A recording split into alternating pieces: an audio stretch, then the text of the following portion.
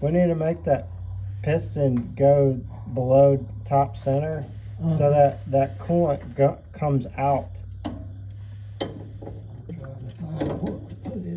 Got the valve cover pulled off, and I'm trying to, this is like part 2, figuring out where my coolant leak is.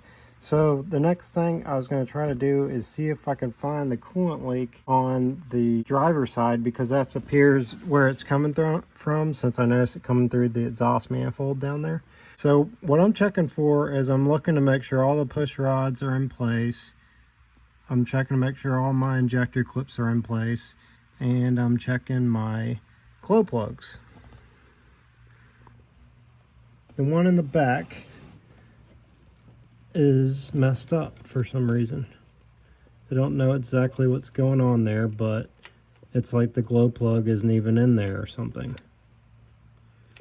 So I'm gonna go ahead and take off all these plugs and pull all the whole valve cover wiring harness off here, and I want to get my injectors out so I can inspect our fuel injector cups to make sure they're not leaking. This will also give us the opportunity to see and identify which cylinder we are leaking coolant into, even if it's not the injector cup. If it's the injector cup, then we could fix that, get this truck running again. If it's the head gasket or something like that, then we most likely just need to pull this engine, because I can't imagine trying to pull this head off here inside of the truck, because these things probably weigh like 100, maybe 125 pounds. For me to try to, you know, harness this up and pull it out, I think it's going to be very difficult. I'm noticing antifreeze at the top of the head on this cylinder. You can see some down on this cylinder, possibly just all of them. So what happened here is the head of glow plug on cylinder 1, I guess, the one in the front, is now in the combustion chamber.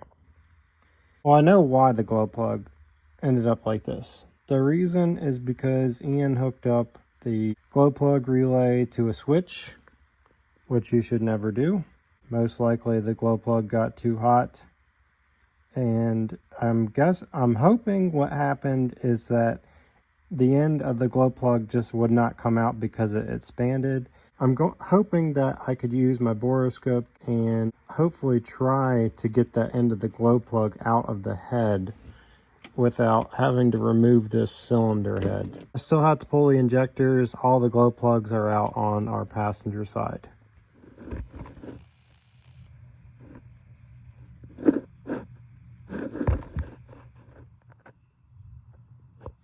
Here's some things that I found with these. This one, O-ring's definitely bad. Even the second one's bad. Some other concerns about them. When Ian rebuilt these, he scuffed them up pretty good. I thought there's a possibility it never really sat down right in the injector cup because it mushroomed and everything.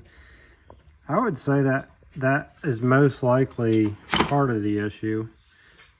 That seal being broken, though, is most likely what caused the loss of the high oil pressure, so the injectors wouldn't work properly.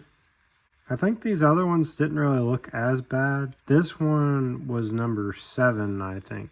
Well, I don't know. It was at the end, so it was either 8 or 7, I guess. You can see where Ian grabbed him here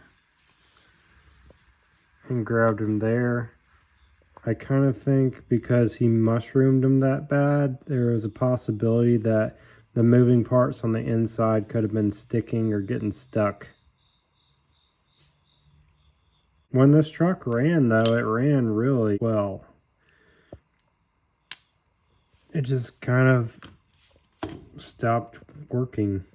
Well, the coolant issue was a big problem that I had now. Otherwise, well, actually, I had planned to go back through these injectors anyway, because I was not so sure why they were having a problem. And I thought that most likely they weren't sealing What's interesting is it looks like they were leaking all the way down this. So that is a possibility. That could have been my coolant leak right there, because you got that rust trail. This is number, if that's 7, 5, this would be 3, and that would be 1, if that's what they are. So I guess that's a possibility, that if the injector cup on this cylinder was bad, it was leaking antifreeze the whole way down. Oh no, that's a theory. And let's check out number 1. I'm guessing this is number 1. It's on the driver's side. It's either 1 or 2. And you can see that mushroom there. It's mushroom there. So it's probably not ever sealed all the way, because it probably never sat down all the way.